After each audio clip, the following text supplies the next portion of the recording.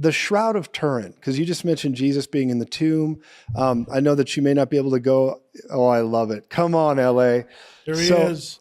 I listened to you talk about this, and I'm going to let you give your summary if you would. But the Shroud of Turin being the burial cloth supposedly of Jesus, and there's people that have it, then it's been refuted that it wasn't legit. Would you please help us? What have you discovered? We did our watch it. Look, okay. So first of all, there's 13 and a half books. Second of all, there were 28 films in the stable. All right. There's a ton of information. Streaming.lamarzulli.net. If you want to find out about the Shroud, we did a huge deep dive on it. It's awesome. I believe it's the second film in our Watchers series. You can also go to streaming.lamarzulli.net. You can stream that, or you can stream Best of Watchers, and it's there also. So we actually interviewed Dame Isabel Piczek. Who is Dame Isabel Piczek? Well, she passed away.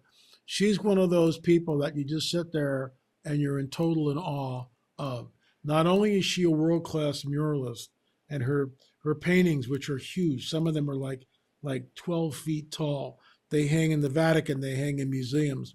But she's also a particle physicist. Oh, just happens to be a particle physicist. Who isn't? Sideline, Who isn't, LA?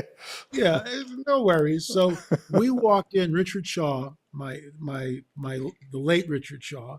We did 11 films on the Watchers series together.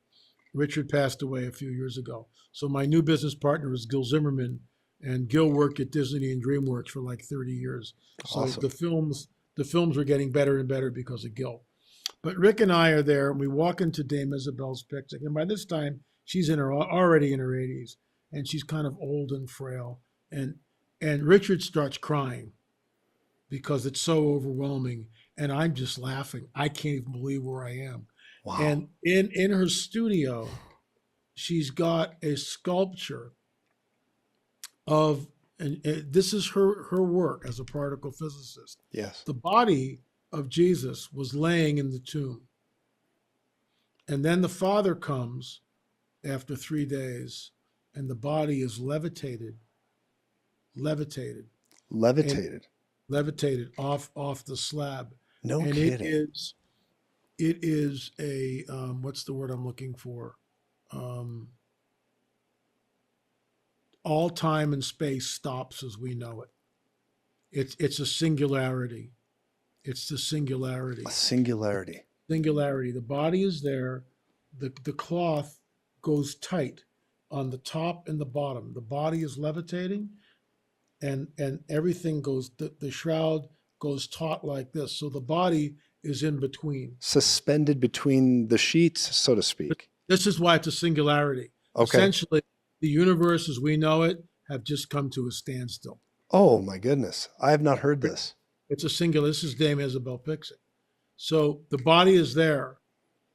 And then in perhaps millions of points of light, it evaporates. This is what the rapture is. We just, Come on. He's transformed into his heavenly body. And that burst of energy is what is on the shroud, because the shroud has both a frontal and a dorsal image of a crucified man bearing the mark. The scourging was incredibly horrific. People don't realize it. And your summary is, this is the real cloth of Jesus. The real, Come on. No doubt. And the carbon-14 dating, that's a whole deal. We interviewed Barry Schwartz, and Barry Schwartz was the son of Abraham. So on the Shroud of Turin project, they had to have a son of Abraham, and Barry was a world-class photographer. Yeah. So Barry flew over. They had 20 hours to look at the shroud. Barry was up for about 110 of them. He took thousands and thousands of photographs and some movies. In Barry's bedroom is a life-size portrait of just a headshot. Right? That's amazing. And so the whole thing's amazing. Oh yeah. So when they did the carbon-14 dating, and you just don't walk in and go, yeah, I want some carbon-14 dating of the shroud. How about next Tuesday? It doesn't work that way.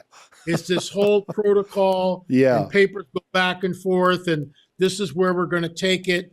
X marks the spot. We're going to take 3 samples from 3 different parts of the shroud and all this stuff. So the day comes, and the team is there to take the part of the shroud. These guys in black suits come walking in, stop all the proceedings, shoo everybody out of the room. 3 or 4 hours later, they bring everybody back in, and here's what we're going to do. We're only going to take several samples from the bottom of the cloth. Right off the bat, they're blowing the protocols out of the water. Wow. They take the samples, they do the carbon 14 dating. Okay. And it comes back 15th century. Oh, the shroud's a fake, blah, blah, blah, blah, blah. Yeah. Everybody who studied this thing going, not so fast. Yeah. Not by for a minute. So now you've got a priest, all right, a priest in a monastery and a single woman, and they meet online and they're chatting it up about the shroud. Okay. They're both amateur syndenologists. They love the shroud. And one thing leads to another, and he winds up leaving the priesthood and marries her. I thought you were starting a joke for a moment, but that's a great story. A rabbi, minister, and a priest. Yeah. No. And so they wrote this paper because their research showed that the 15th century fire damaged parts of the shroud. So in the damaged parts of the shroud, the Poor Sisters of Clare produced end-to-end splicing. The shroud is linen. The end-to-end splices are cotton. So under a microscope, you can see the difference, but from a naked eye, you can't. End-to-end splicing on each thread. I mean, these nuns are freaks. I mean, they just are. They're unbelievable. Okay. So this couple figured, they wrote this paper, and they surmised that the carbon 14 dating, the sample, must have come from one of the places where the Poor Sisters of Clare repaired. So they published the paper. They don't have access to any of the material, but one of the original guys from the Shroud of Turin research project down in his lab at home has a piece of the linen from that place where they took the sample. So he goes, well, I can disprove this in 5 minutes. So he takes the sample, looks at it under the microscope. Sure enough, end-to-end splicing. No kidding. And this is what skewed the carbon 14 dating. Got this is what skewed the carbon 14 dating. It messed up the dating. Messed up the dating. And then Pope John Paul allows this woman who is a textile expert to come in and examine the shroud. She vacuums the shroud. No way. This is deliberate. Joseph, this is deliberate. So she was sent there to destroy evidence. And that's what she did. Because we know that pollen in the shroud, right? We know that the pollen in the shroud, certain plants only come from in and around Jerusalem.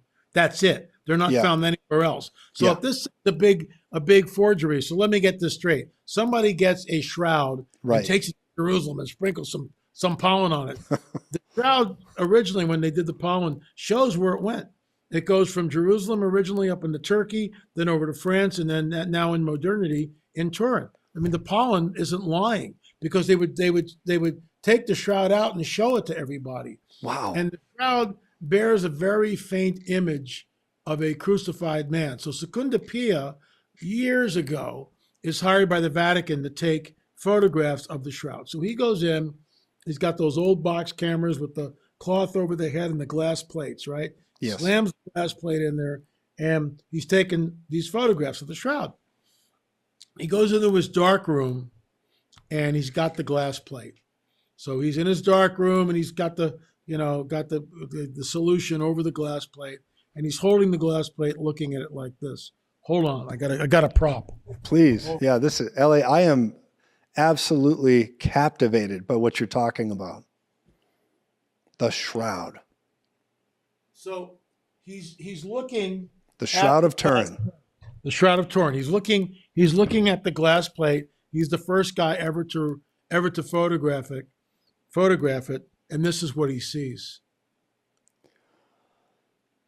No, so he put this into the mechanism, and he saw this image, which is from the Shroud of Turin. And that's a positive image. It's not a negative image. How about that? A positive In other image. words, what's on the shroud is a negative image. And when he took the photograph, this isn't an iPhone, folks. This Right. is glass plates. So what he has in the glass plates is a negative, and then he develops a positive from the negative. But that's not what he found. The glass plate showed the face on the shroud. Can you see this? Do you see this? This is, as far as we know, and I'm convinced personally, this is the face of Jesus right here. That's the face of Jesus after being crucified in the shroud. And he's in repose. I mean, he is not alive there. He's dead. And you can see that certain parts of the beard have been plucked out and all this other stuff. Secunda Pia almost dropped the glass plate. I can only imagine. Yeah, not having any context and then seeing that. And then that was it. Once it was photographed, then it's off to the races. And now that cloth is the most studied artifact on the planet. Oh, LA. I am profoundly taken back by your information and data. And I want to say to everybody who's watching, LA was very gracious to give us some time today. And I just really want to again say thank you for that. What are you working on right now? Where can people find you? What's some of the best stuff they can plug into with you? You have a library of content. So tell us about this, please. Roswell's our latest films. Okay. In the debris field and exoneration right here. And you can go to lamarzulli.net, lamarzulli.net. That information's at the bottom of the screen, lamarzulli.net. There you go. Or if you just want to rent the films, go to our streaming site, instant gratification, streaming.lamarzulli.net. Again, there's 28 films. There'll be 30 because we're actually finishing the last 2 in the UFO series, What is the Truth, and then a bonus DVD. Wow. So we'll have 10 films in the UFO series when we're done. Goodness. They're basically done. We just haven't released the last 2 because we just released Roswell. So probably end of February, early March. Well, I just want to say to everybody who's watching LA, when you watch LA and his programs, his videos, it's so in depth. It's so exciting. We didn't even get into the trails of the Nephilim. I got to have you back sometime, LA, because I'm just so grateful because the research you've done is trustworthy. And I want to say to everybody, there's a lot of people that make statements out there. They say things. It's sensationalized. What I love about L.A. Marzulli is if he gets data and then it turns out to not be accurate, he will tell you. But he also has so much accurate data. So, oh my goodness, I just want to thank you for your time today, LA. Thank you for all you've done for the body of Christ and just for the world, really. So we're just grateful to have you. And Glory to the King. Come on. So it's lamarzulli.net. I'm so grateful to have you here. LA, I'd love to have you back. And everybody, please check out L.A. Marzulli. Sir, it's been a great pleasure. Thank you so very much. Thank you, Joseph. God bless you. And I'd love to come back on in the near future. Let's make it happen. Okay. Thank you. I want to thank our partners and those of you who are watching right now who have been joining us. And maybe there are some of you who might even have been on the fence about becoming a partner. I just want to encourage you, if that's something that you might be praying about or inquiring the Lord about, to maybe just go ahead and take a step. And we would love to invite you as one of our partners. And as a partner family, you'll get a call every month from us. You'll receive a phone call. We pray for you. And we have many other resources that we have where you can come together and receive prayer as well. And so if you're looking to potentially partner somewhere, please send us. We're looking to go everywhere we can reach all around the world to get the gospel of Jesus, the good news, to any and all who will hear and see and trust and know that He is Lord.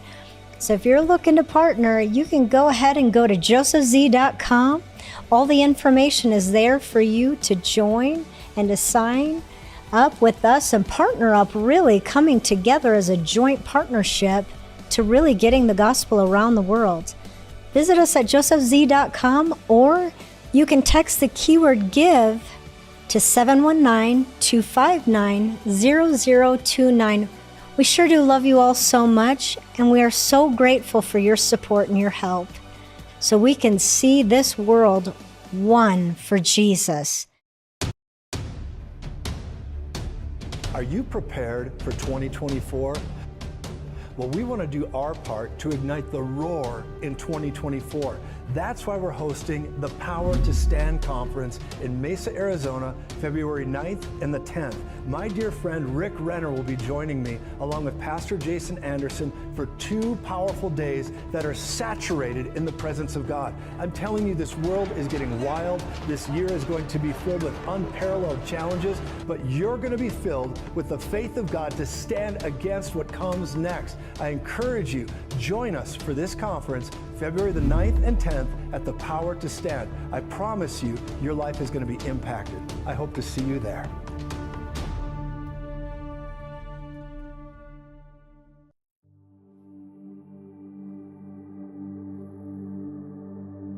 Have you noticed the collision of good and evil, light versus darkness? It's happening every day right in front of us.